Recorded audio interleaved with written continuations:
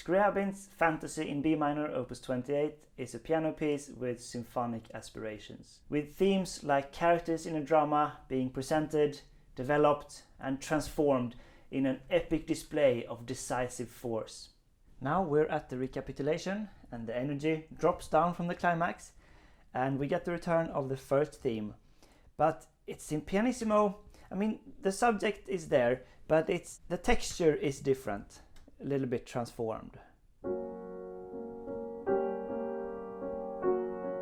So that's the subject.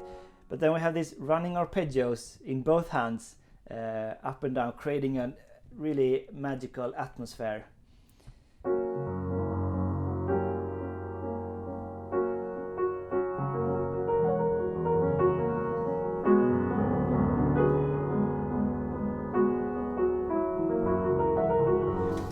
You can really see how, like there's a symphonic sound of instruments playing in the background, some strings maybe and effects. And then the subject is in the middle.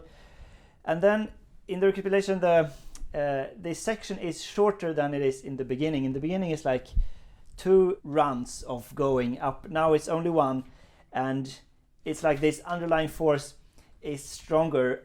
So we get accelerando and a presto, and we have this amazing harmonic progression using augmented chords. So D augmented going to G minor, going to G sharp minor, and then some sus chords. And this prepares the return of the second subject that is now transformed to heroic, triumphant. If it's in the exposition, it's like a sweet and tender love. Now it's the ultimate expression of love. Another impossible texture with octaves changing on every 8th note.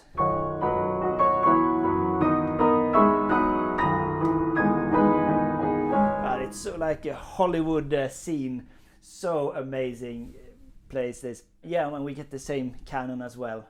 Just thick accompaniment texture.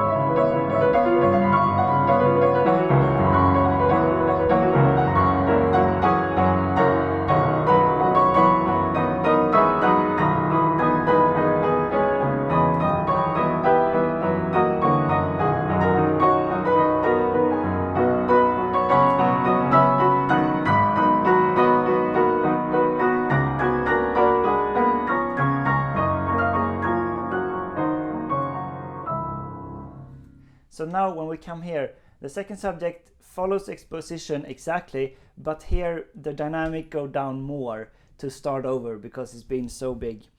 And here we get like the arpeggios. Now we get arpeggios in the left hand, but they are bigger. They're from here. Really big. And then it starts to grow again, of course. And like when he reaches the climax, forte fortissimo appassionato, Scriabin needs to find yet another gear. So how does he do that? Well, take the pumping chords in the left hand and double them to 16th notes. So it's like a pressure drill in the left hand. So then when the closing group comes, it's almost like a relief. It's only 1 octave at a time. And it's exactly the same as in the exposition, but it's in B major and it's kind of lower down in the register. But we get this march. I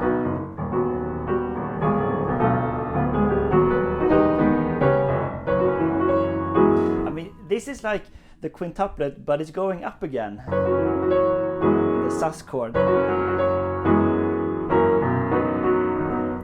And it ends in B major also. So the second part of the second subject starts here.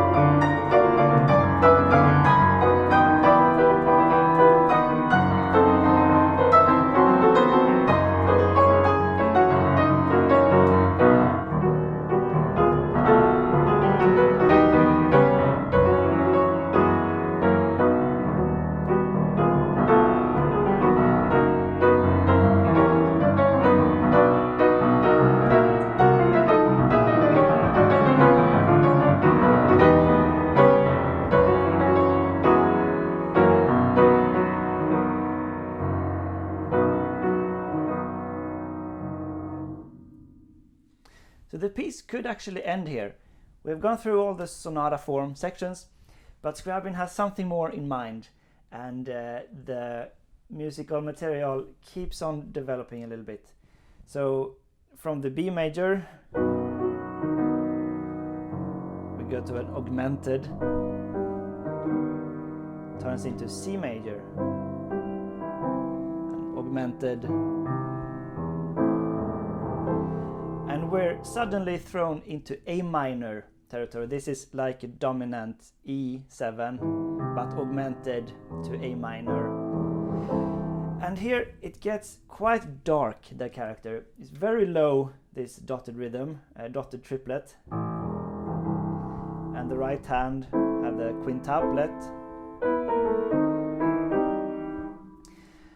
And then we get this kind of texture. That reminds us a bit of the etude in C sharp minor opus 42 number 5 that we was going to write later. And it starts to build. We get a sequence of like a dialogue with the hands in the left hand, and then a sequence one note higher,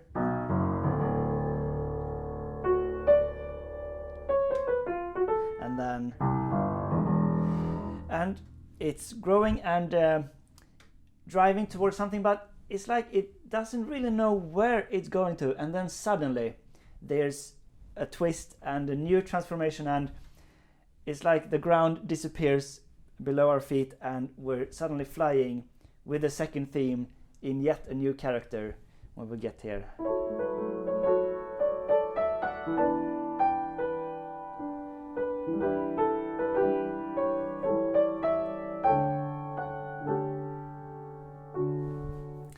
And it's one of the most amazing places. Again, it's like a vibrating texture of 16th notes.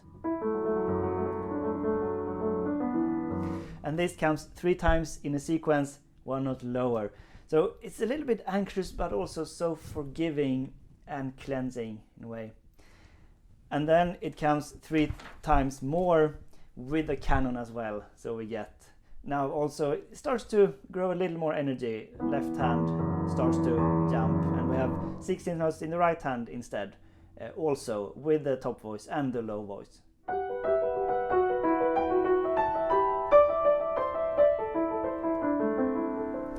So 3 times of that until the very final battle of the coda.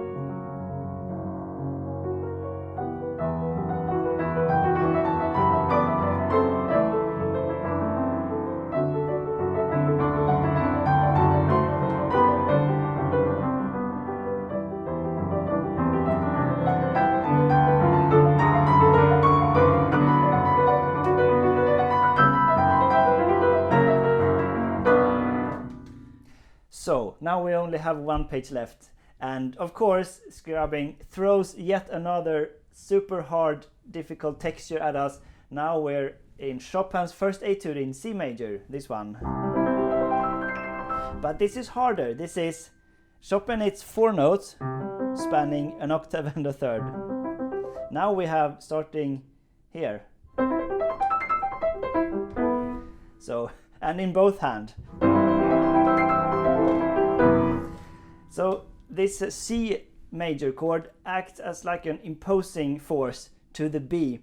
So we're in B minor first, and then it's just a hammering of this motif in the left hand all throughout to the end. But then there's a shift after a while that transforms the B minor to B major after this.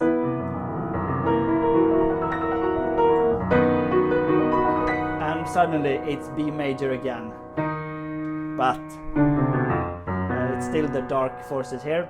And then just a word on the final ending of this piece. I think it's one of the most powerful endings of the whole piano repertoire. The left hand feels like it's playing a timpani part in an orchestra with these big triplets, and then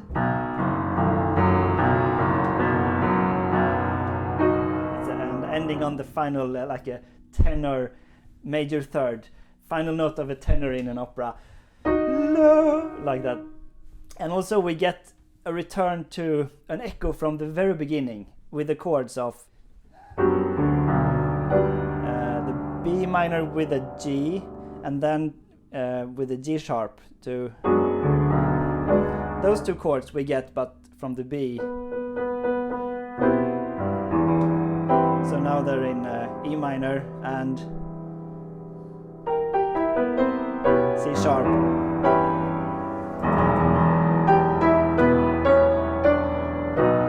Going to the final notes through the minor third to the major third.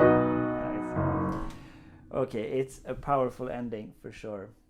So let's have it.